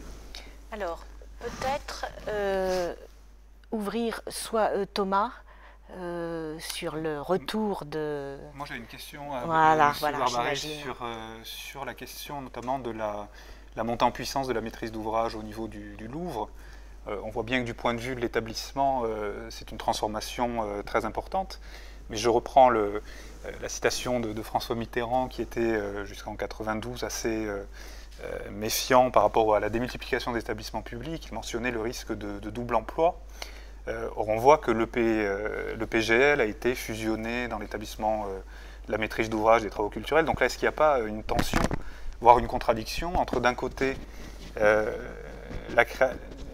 bénéfice qu'apporte le PGL à une véritable expertise en matière de création architecturale, et d'un autre côté, un établissement qui lui-même se développe considérabablement. Est-ce que là, il n'y a pas un risque de ce point de vue? En fait, il y a peut-être deux points. Je pense que dans ce cadre de la, on va dire, démutualisation, il y a toujours une question de masse critique. C'est-à-dire, d'une certaine manière, je suis un petit établissement, par exemple, à la Cité de l'Architecture et du Patrimoine, les travaux étaient menés par les MOC, donc héritier de l'EPGL, prédécesseur de l'OPIC, et d'une certaine manière, la Cité d'Architecture, petit établissement, justifiait pleinement de recourir à cette structure mutualisée pour les petits établissements en faveur d'un projet de travaux qui, de surcroît, une fois achevé, ne justifiait pas que des équipes soient maintenues. C'est-à-dire aussi que quand on recrute, même en contractuel dans la fonction publique, en général, les équipes sont pérennes. Donc il faut que le besoin soit pérenne. Alors au Louvre, on est dans une situation un petit peu, enfin même assez radicalement inverse, c'est-à-dire que le Louvre est toujours en travaux. Je pense que depuis Philippe Auguste, on n'a pas dû voir très souvent le Louvre sans échafaudage, sans travaux, et en tout cas depuis Napoléon III, c'est quasi certain. Donc cette pérennité finalement des travaux de grande dimension justifie qu'il y ait en notre sein des équipes d'ingénieurs et d'architectes qui puissent mettre en place ces tâches. Et alors, d'ailleurs, juste pour donner un exemple, mais quelque chose qui est invisible et qui, justement, l'objet, c'est qu'il soit invisible, c'est le schéma directeur incendie. C'est-à-dire la remise aux normes incendie du musée. C'est un projet qui a démarré en 2003 ou 2004. C'est 52 millions d'euros. C'est énorme. Et le fait de faire des travaux invisible, je peux vous dire, c'est d'une technicité encore supérieure à ce que j'évoquais tout à l'heure pour le mobilier 18e. Donc le point, c'est cet aspect pérenne du besoin qui justifie finalement qu'on intègre des équipes qui, en plus, ont tout intérêt à être chez nous en permanence, parce que le Louvre, il y a là aussi, pour parler un petit peu vulgairement, il y a un ticket d'entrée extrêmement cher à payer pour connaître le lieu. En fait, un ingénieur ou un architecte va commencer à vraiment maîtriser le lieu, le Louvre, le palais, en 3 ans, grosso modo. Avant 3 ans, c'est compliqué. Alors le deuxième élément aussi, toujours sur ce point que vous évoquez de la maîtrise d'ouvrage, et là pour le coup qui est plus structurel, et qui d'ailleurs justifierait, c'est le lien entre l'exploitant et le constructeur. C'est-à-dire que le maître d'ouvrage, si le maître d'ouvrage n'est pas l'exploitant, il peut y avoir des tensions assez fortes. Alors je prends un exemple très très concret. Quand j'étais à la Cité de l'Architecture, le maître d'ouvrage, donc ministère de la Culture, maître d'ouvrage délégué et MOC, nous dit je vais mettre un revêtement de sol en PVC. Alors, oui, et alors en fait, si vous mettez un revêtement de sol dans un matériau noble ou semi-noble, genre granito, vous allez le nettoyer une fois par semaine à sec. Si vous mettez du PVC, vous allez le nettoyer 3 fois par semaine mouillé. Ça coûte 3 fois plus cher. Mais quand vous êtes constructeur, à la limite, vous, votre impératif, c'est de construire pas cher. Et si l'exploitant ensuite a des frais d'entretien très chers, à la limite, ce n'est pas son problème.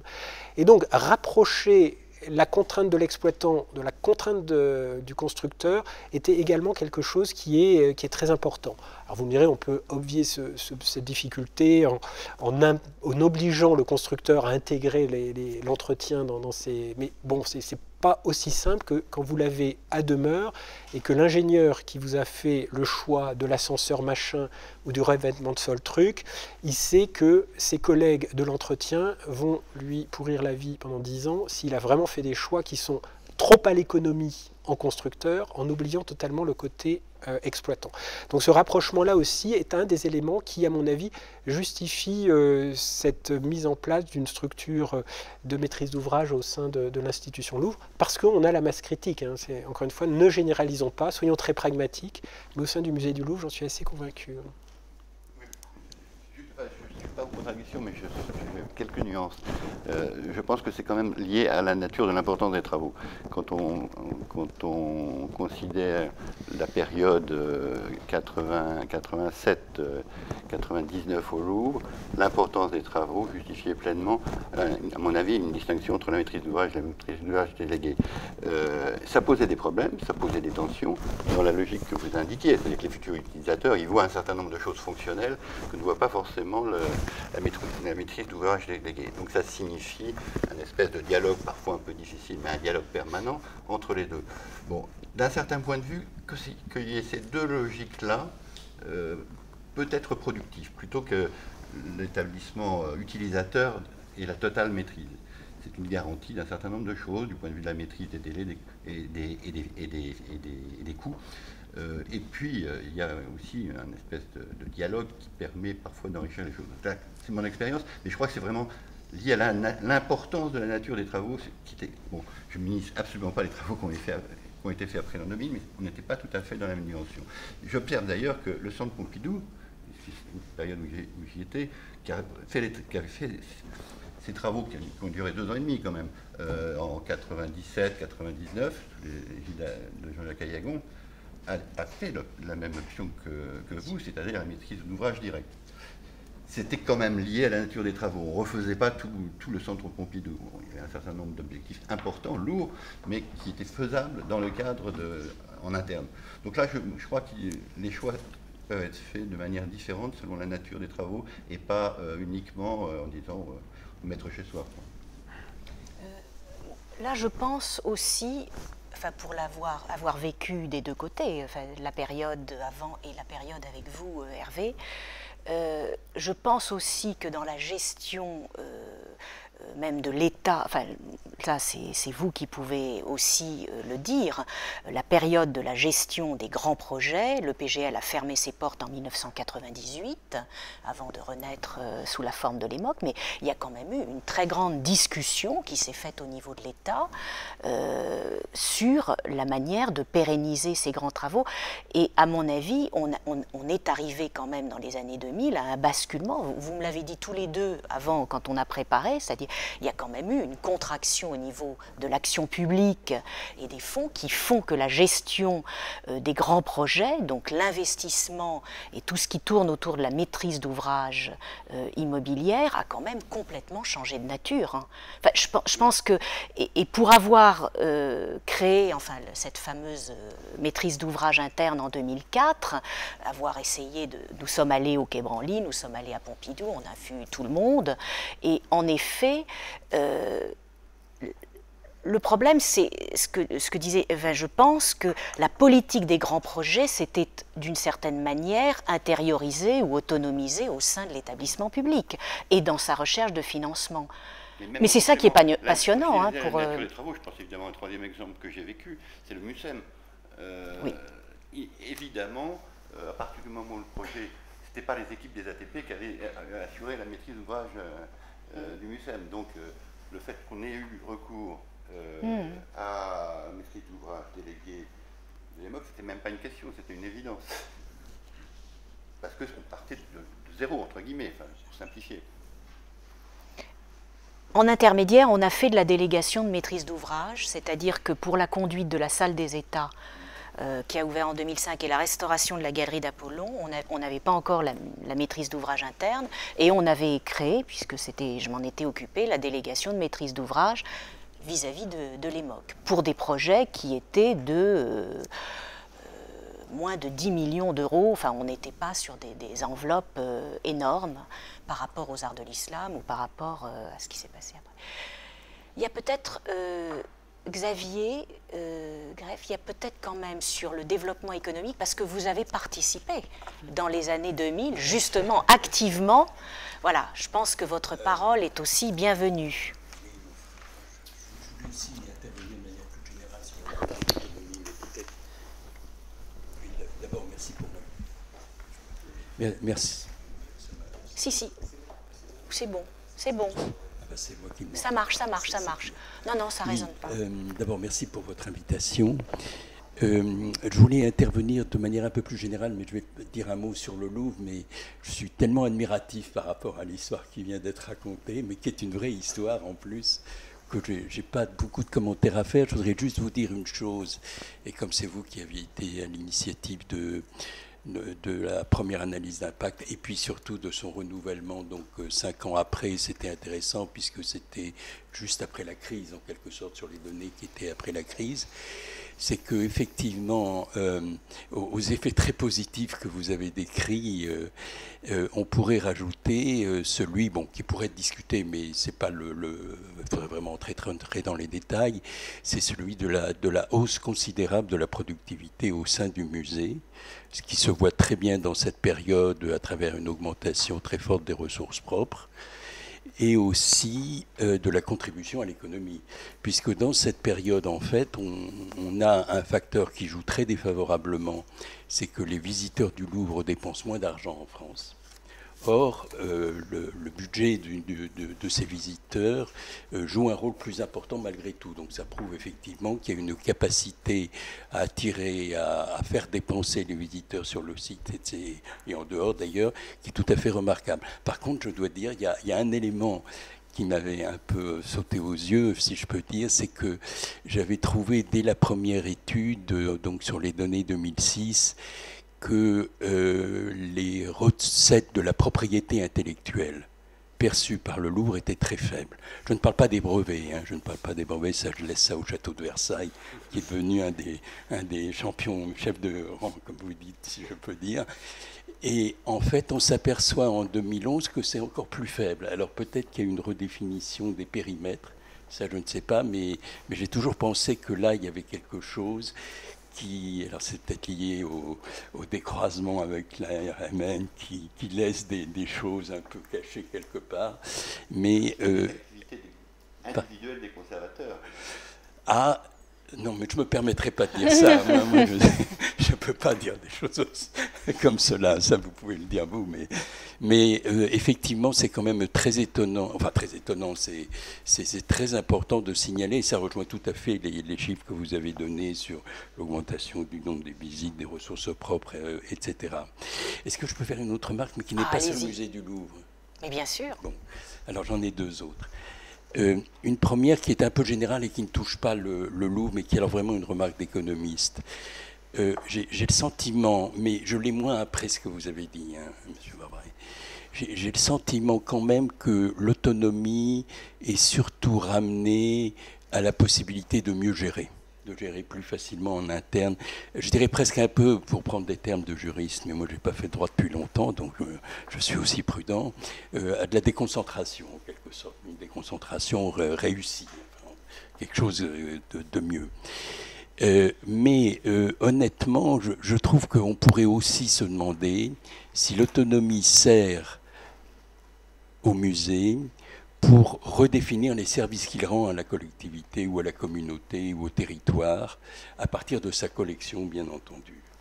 et en fonction des changements du contexte de ce territoire, de ces communautés, etc. Et là, alors évidemment, il y a un exemple merveilleux, c'est le Louvre-Lens. Enfin, merveilleux, après on peut entrer dans le débat, mais ça, c'est incontestablement un exemple. Mais j'ai le sentiment, mais c'était surtout par rapport, peut-être, enfin, vous n'étiez pas encore là, on a plus discuté sur l'angle juridique un peu avant, que cette notion de redéploiement des services à des publics qui n'étaient pas toujours touchés par les musées, etc., n'est pas si évidente que cela, je veux dire.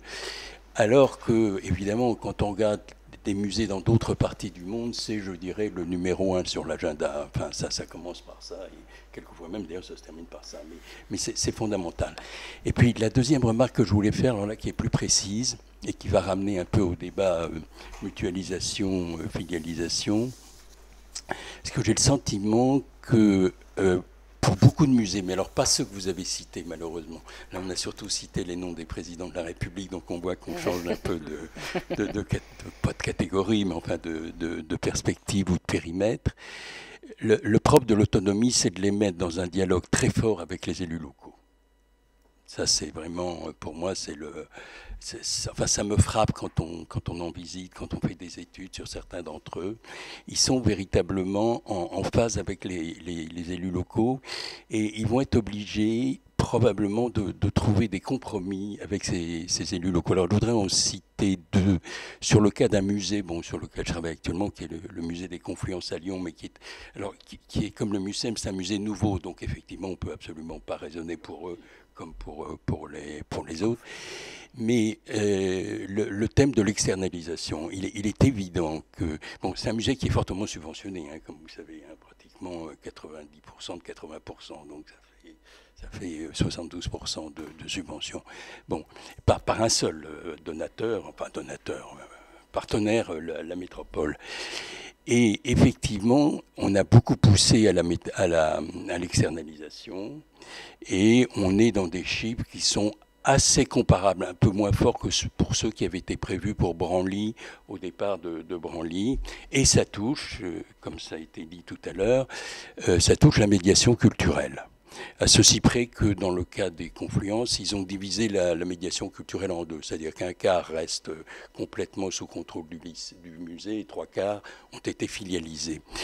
Mais c'est très clair que pour les élus, c'est très bien ça. C'est très bien et ils vont pas revenir dessus parce qu'il est beaucoup plus facile pour eux de dire qu'ils donnent de l'argent aux entreprises locales qu'au musée. Donc ça, c'est véritablement... Et ça, mais c'est ce genre de compromis qui va être... Alors, qui peut être positif, d'ailleurs. Moi, il faudrait entrer dans les détails, etc. Mais il y a une seconde chose qui m'a frappé aussi, c'est l'évolution de la notion de mécénat au niveau local, qui n'a pas grand-chose à voir, si je peux me permettre, avec ce que vous avez présenté, mais qui est tout aussi intéressant. Pour une raison très simple, c'est que là-bas, et ça se voit très bien dans les rapports du conseil d'administration, le mécénat est recouvert par le terme privatisation. Exactement, privatisation des espaces d'ailleurs. Et ce qui m'a frappé, c'est qu'en discutant avec les personnels du musée, on ne parle même plus de mécénat. On ne parle... quelles que soient, je dirais, leurs opinions politiques, parce qu'on pourrait dire qu'il y a nécessairement une charge idéologique derrière les termes qui font qu'ils veulent parler de ça ou pas, etc. Non, on parle de privatisation des espaces. Et je pense que ça aussi, c'est ces compromis qui vont être passés entre les élus locaux et les musées pour une raison très simple. C'est que c'est au fond, on fait rentrer les entreprises locales dans le jeu. Il y a d'ailleurs des choses qui marchent très très bien, c'est pas le problème. Et c'est, au fond, les politiques culturelles de l'entreprise sont prises en charge par le musée. Et je pense que le thème de l'autonomie, mais ça dépasse tout à fait, enfin c'est à la fois à côté, c'est le cas du Louvre, j'imagine, font référence maintenant à une manière de travailler. Tout à l'heure, on a dit, enfin vous l'avez dit, je ne sais plus, je m'en excuse, oui, monsieur Laclotte ne voulait pas que ça soit je ne veux pas dire un énarque, mais un administrateur qui prenne la direction du musée, mais les conservateurs qui ont à diriger ces musées, il va falloir qu'ils rentrent dans ce rôle. Ça, c'est clair. François, vous vouliez peut-être ajouter quelque chose, non ? Il y a beaucoup de choses à ajouter et à discuter parce que cette discussion est absolument passionnante, mais c'est plus une question, puisqu'en fait vous avez brossé un portrait tout à fait enthousiaste, pourrait-on dire, de l'autonomie. Et en évoquant d'abord, en commençant, c'était Gilles Buteau qui l'avait signalé que s'il y avait eu autonomie, c'était dans le cadre non pas du tout d'une optimisation financière, mais pour d'autres raisons. Néanmoins, évidemment, la menace existe toujours d'une certaine manière. Et la question que je me posais était celle justement du futur, des développements. La question du fonds de roulement, je la connais aussi bien pour avoir interrogé certains responsables qui voyaient des potentielles ponctions du fonds de roulement dans leur musée, justement, du fait on va réduire un certain nombre de subventions, vous n'avez que, et c'est ce qu'on a vu aussi d'ailleurs au niveau des universités. Et cette question évidemment de l'autonomie, elle amène justement à ce futur. Est-ce qu'il n'est pas potentiellement un peu plus incertain d'une certaine manière par rapport justement au long chemin qui s'est bien déroulé ces derniers temps? Mais oui, c'est Hervé. C'est Hervé. Vous baissez le... Non, c'est vrai que la question est évidemment...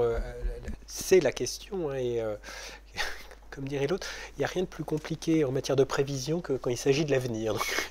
En l'espèce, c'est certain que l'autonomie, et ça j'insiste vraiment là-dessus, et c'est ce que je disais en introduction, mais je le réaffirme très fortement, l'autonomie, ça n'est pas une indépendance. On est dans un contexte, on est dans, on va dire, une sorte de dimension plus large qui est celle, encore une fois, de la contrainte liée à la maîtrise de la dépense publique, maîtrise de l'emploi public, etc. Et c'est vrai qu'au tour de table de nos conseils d'administration, je le disais et je le répète, si on devait prendre une analogie, qui d'ailleurs vaut ce qu'elle vaut, mais si on prenait l'analogie d'une entreprise, nous avons un actionnaire majoritaire qui est de surcroît est notre client principal, puisque c'est le chiffre d'affaires, entre guillemets, hein, le terme est peut-être assez malvenu, mais le chiffre d'affaires est essentiellement, maintenant, très largement, mais disons à 45% issu d'un client qui est l'État, la subvention, et en plus, il est l'actionnaire, non seulement majoritaire, mais l'actionnaire unique.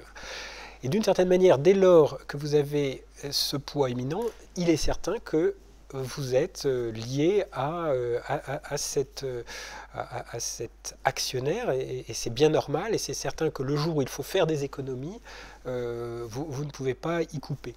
La seule chose, pour répondre quand même à votre question jusqu'au bout, c'est que le fait de mettre en place des outils, et en tout cas d'avoir une réalité financière qui fait que une grande majorité maintenant de vos ressources ne sont pas l'État, que vous mettez en place par le biais du fonds de dotation, bon, qui reste encore une fois minoritaire dans sa capacité à contribuer aux besoins de l'établissement, mais qui là aussi crée une sorte d'autonomie sur la durée, vous ne pouvez jamais vous abstraire, bien évidemment, de cette contrainte générale, mais vous pouvez la mitiger.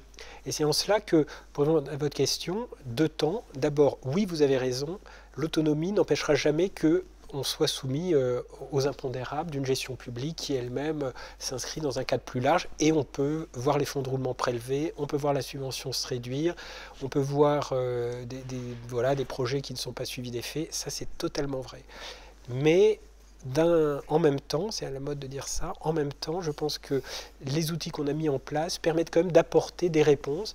Et alors là, je mets ma casquette de secrétaire général, il est vrai que quand un opérateur arrive avec un projet, la plupart du temps le projet est intéressant, c'est très rare que les projets soient sans intérêt, et quand il vient, il dit voilà mon projet coûte, je dis n'importe quoi, 20 millions et j'ai besoin de 18 millions, on le regarde d'un œil un peu torve aujourd'hui. Hein. C'est vrai qu'un opérateur arrive en disant mon projet coûte 20 millions, je mobilise 15 millions et je n'ai besoin que de 5, là on se dit l'effet de levier justifie qu'on l'aide. Et vous voyez, c'est en cela, je pense que la contrainte budgétaire peut d'ailleurs conduire finalement à ce que la puissance publique aide ces opérateurs lorsque justement ils créent la dynamique qui permet de trouver les moyens de leur développement plus que d'autres. Et là encore, d'ailleurs, dernière remarque, c'est que tout ça n'est pas nécessairement lié au statut. Un établissement public peut arriver avec besoin de 20 millions et il veut 20 millions d'argent public. Un autre établissement public peut arriver avec 20 millions et je n'ai besoin que de 5. voire 0 pour le mobilier 18e. Et c'est vrai que la réponse, bien évidemment, sera très différente. Encore, voilà, Anne. Tiens, prends le... Voilà.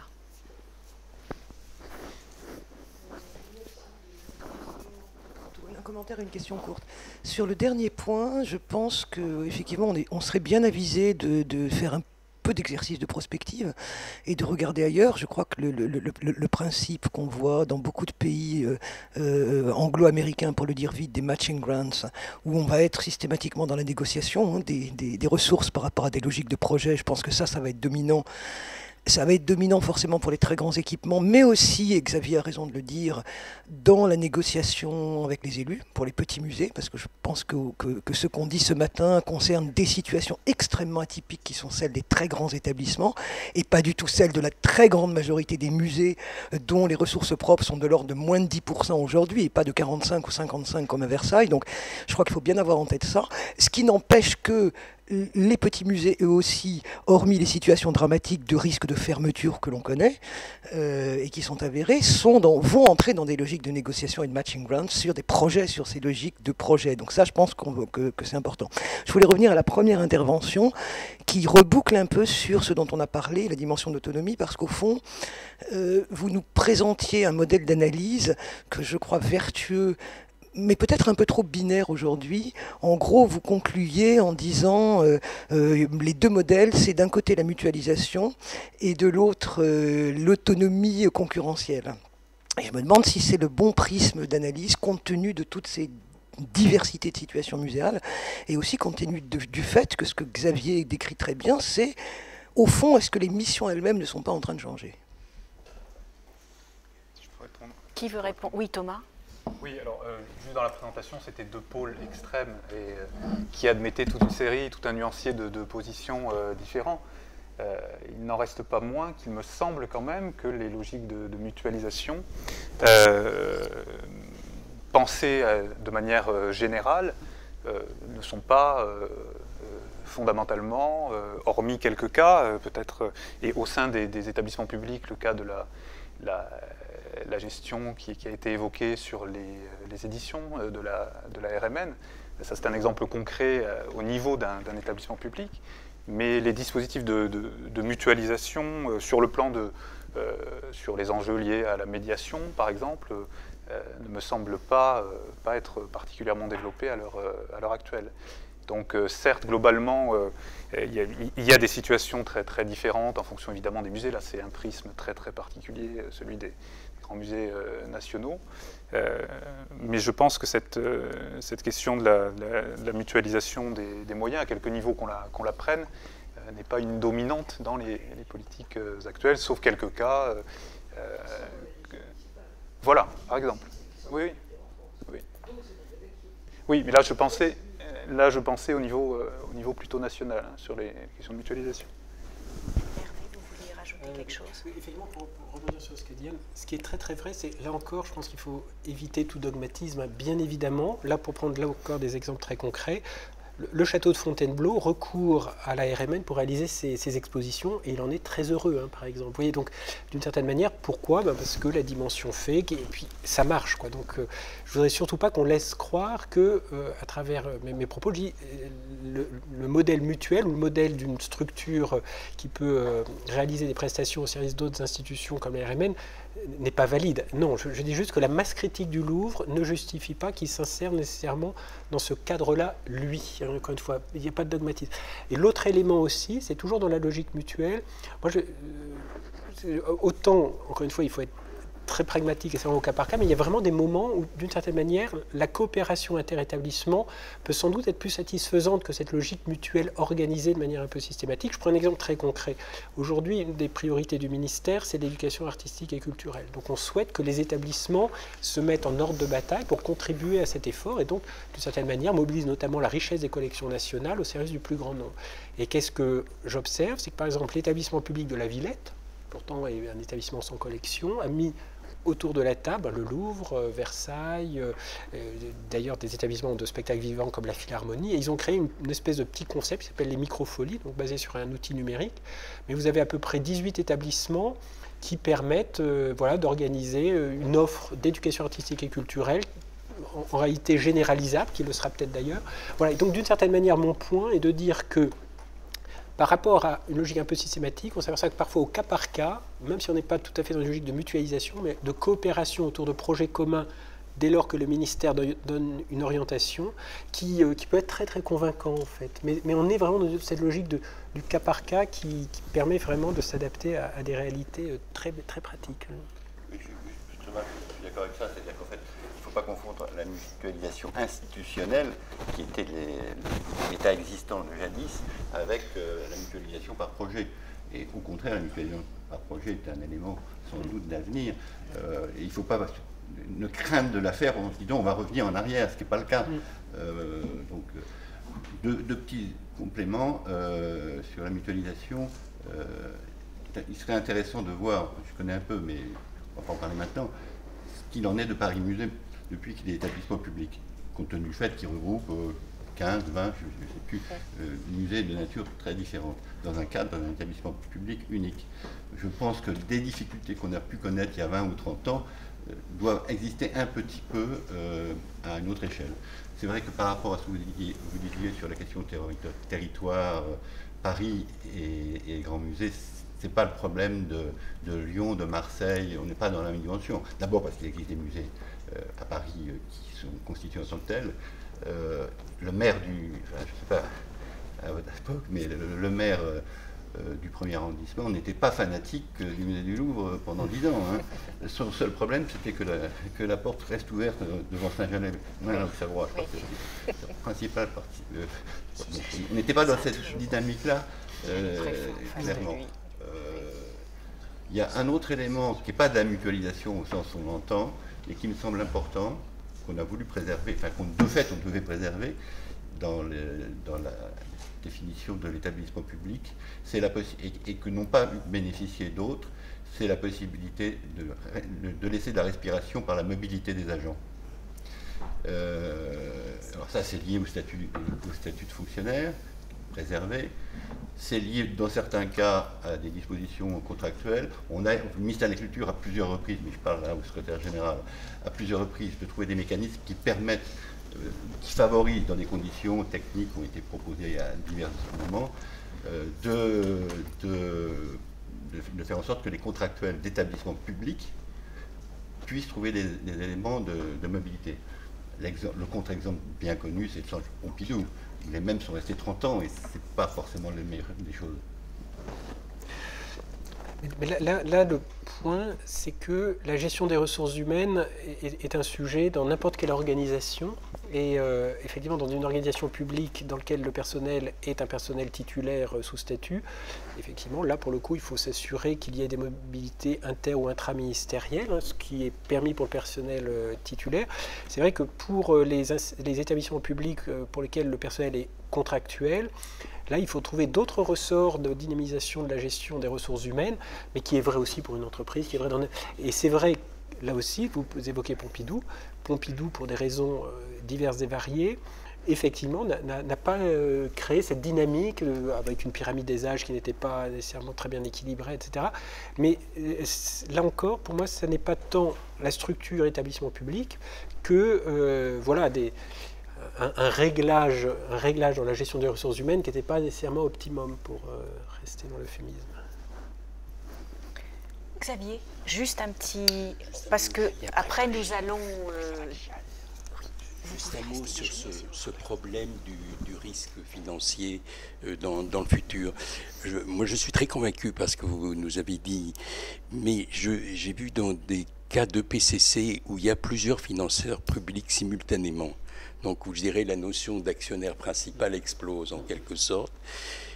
Après la crise de 2007-2011, où on voit s'engager le désengagement des collectivités locales, on voit que là, c'est beaucoup plus problématique, parce qu'il y a comme il y a un effet multiplicateur, en quelque sorte. Il y en a un qui dit, toi, tu n'as pas payé, donc moi, je paye moins, etc.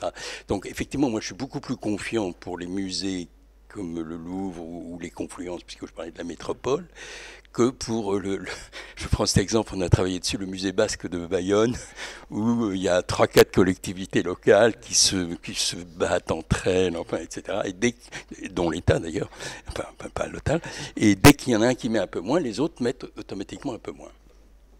Et ça, c'est le problème. Mais ça, je pense que c'est un problème à régler juridiquement, ou faire une société d'assurance. Ah, Monsieur Dupuis. Dernière, voilà. Hop. Merci. Je voudrais revenir une seconde sur la question de la mutualisation organique qu'évoquait Gilles Buteau, parce que dans ton exposé, tu as dit à quel point le passage de la RMN au statut d'EPIC au début des années 90 a précipité l'autonomisation du Louvre. Alors, ce que je voudrais dire par rapport aux autres musées, en tout cas aux autres musées nationaux, c'est que ce choix aussi a hypothéqué en quelque sorte l'avenir par rapport à des mutualisations organiques, puisqu'il a interdit de faire pour les musées qui sont encore aujourd'hui SCN, problématique qui est toujours au cœur de l'actualité, il a interdit de faire ce qui a été fait dans le cas des monuments nationaux au milieu des années 90, quand Marie-Vonne de Saint-Pulgent était directrice du patrimoine, c'est-à-dire un établissement public fédérateur, mais qui à ce moment-là prenait complètement en charge la gestion de ces musées qui précédemment étaient dans la même situation d'une certaine manière que les musées nationaux, avec l'équivalent de la RMN qui était la Caisse des monuments historiques de l'époque, qui assurait l'exploitation commerciale, qui avait la gestion du personnel de billetterie, de vente de publications, et des fonctionnaires d'État qui étaient les gardiens. Et donc à partir du moment où on a fait pour les monuments nationaux cette formule, on a réunifié l'autorité et on a donné une autorisation, mais une autorisation sur un grand nombre de sites, ce qui ne pouvait plus vraiment être fait à partir du moment où la RMN était devenue un EPIC. Et je me suis toujours interrogé sur la manière dont la DMF et RMN, puisque les deux têtes étaient réunies à l'époque, se sont un peu précipités sur cette orientation, alors même qu'au même moment, on avait demandé à tous les établissements publics un peu équivalents de modifier leur statut. Et moi, j'étais à l'époque administrateur délégué de la vieille BN, et on nous avait demandé de modifier nos statuts pour introduire la possibilité d'avoir des filiales industrielles et commerciales.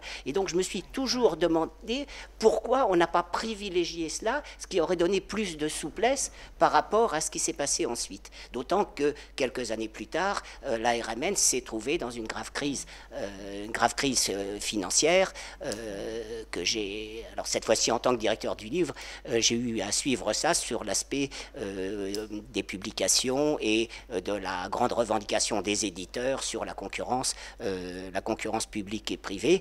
Et là, je rejoins ce que vous disiez sur les publications.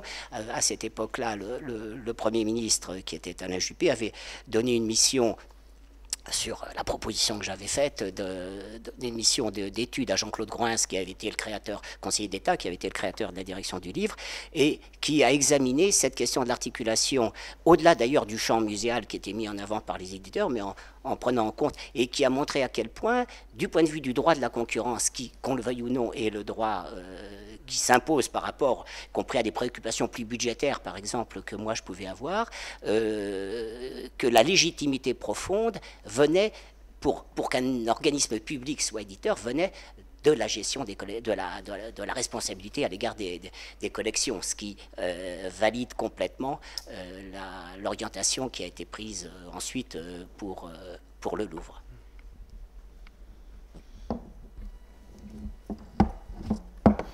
Est-ce que nous pouvons clore la séance? Et nous nous retrouvons donc tout à l'heure, dans 1 heure. Vous êtes invités, bien sûr, à rester ici pour déjeuner, ce qui nous permettra d'enchaîner pour une après-midi tout aussi passionnante. Merci à tous, en tous les cas. Merci beaucoup.